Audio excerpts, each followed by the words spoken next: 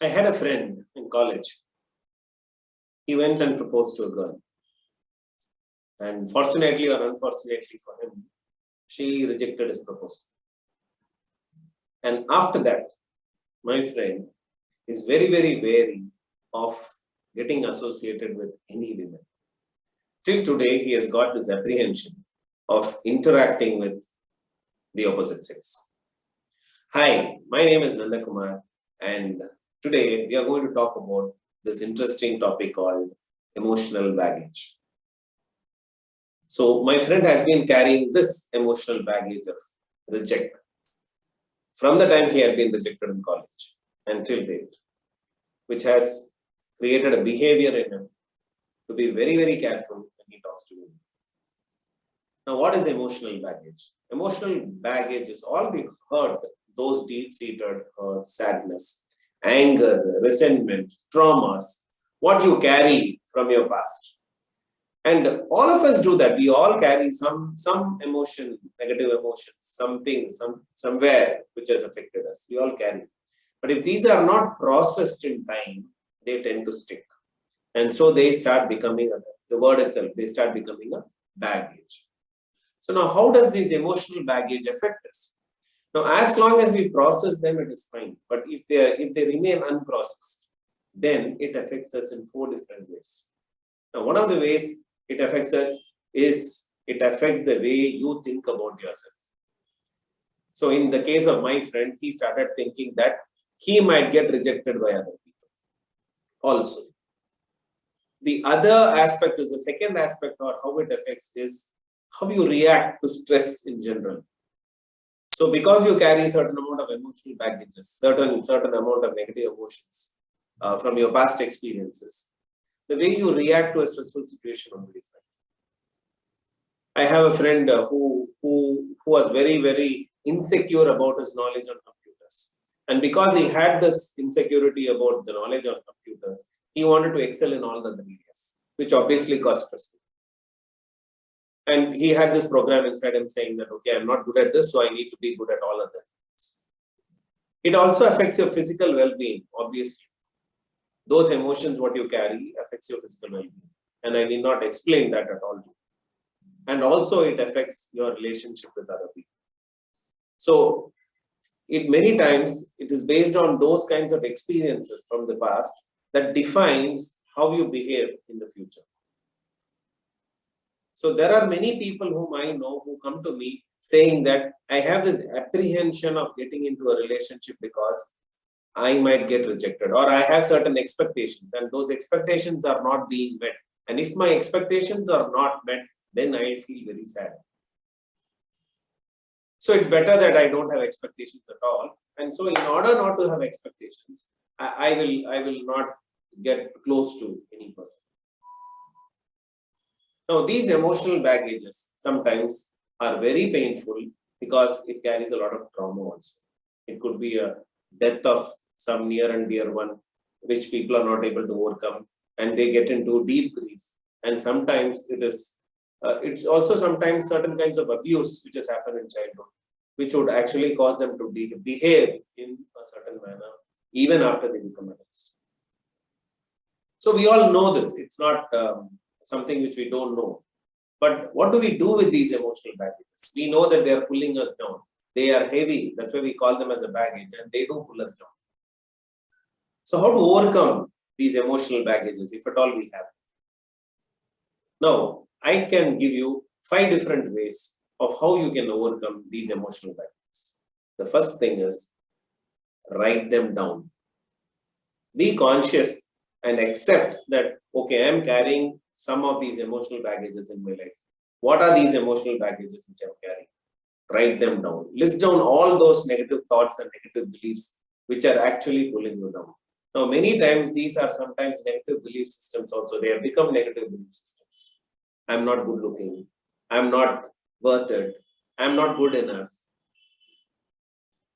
I'm not attractive. There can be any kind of things, n number of emotions like this. Write them down. That's the first thing you need to do. The second thing you need to do is to reflect on each and every sentence what you've done, and then see what are those deep-seated sources for these thoughts and beliefs you have. How did these thoughts or beliefs occur inside you, and how are you carrying them? What is the source? From where did you get them? Many times it is because of what others have told you. It is from your parents, it could be from your teachers, it could be from your elders, that they said something and that got stuck with you. Somebody said you are not good enough. Somebody said you didn't take care of your family properly. Somebody said you are not a good husband or a wife. And that got stuck. And it remained inside you. So find out the source, identify the source. And after having identified the source, now you also see the third step. Find at least one positive outcome which has happened because of those situations. Because somebody might have thrown you out of the house in terms of their behavior, or they have ill-treated you, you might have built up a lot of resilience inside. You might have built up a lot of energy to say that, let me prove these people wrong. So what is that one positive thing, at least one positive thing that you have built from those kind of situations? Those tough situations did create some positive effect in you. And what would be that one positive effect it created? Now, from writing down those positive outcomes from those situations, create affirmations. And that's the fourth step. Create affirmations that will help you to change and counter these kind of beliefs and thoughts what you have. And once you have created these affirmations, start building them into your system. Keep repeating them. You can record it. You can make it into a paragraph and hear it, listen to it as often as possible, or when you go to bed. So when you create positive affirmations, which are opposite of what those negative belief systems are, what you have been carrying with you, then you are actually rewiring your brain. You're rewiring your neural pathways. You're rewiring your mind. And once you do that, you will be able to get out of those negative belief systems, and thereby these emotional baggages, whatever you're having, you will be able to drop them. And last but not the least, be patient. Have patience on yourself. Be very loving and kind to yourself. And also be mindful to the kinds of thoughts and emotions you're having. Become more aware of the kinds of thoughts and emotions when they come out, when you have them, so that you will know how to process them. So these are the 5 things I want to leave with. So the first, if you have an emotional baggage, they are not helpful. They are harmful, definitely, and so you need to let them go. The first step is to write them down. The second step is to reflect on the source from where it came. The third step is to find out one positive outcome that has happened because of such instances. The fourth is to create positive affirmations. And the fifth is to be patient and mindful so that you are not creating further emotional baggages in your life. So if you follow these 5 steps, you will be able to work on many of the negative emotional baggages, whatever you are carrying. And another quick way of doing a technique, a small technique which I can teach you is, when you are aware that these are the emotional baggages you are having with you, imagine that there is a fireplace in front of you. Close your eyes. Imagine that there is a fireplace in front of you, a nice, excellent fire burning there. And then this baggage, what you're carrying, imagine that you're carrying it on the back of your shoulder. It weighs heavy. Whatever are the negative thoughts and emotions you're having with you, they're all there in this baggage now. And then you're throwing this baggage into the fire and you see them burning. You see the entire baggage getting burned. And if you visualize this repeatedly over and over and again, you will also see that it creates a positive impact in you. You become more lighter, and you will also be able to see that you will be able to further manage and take care of your emotions in a much, much more better manner.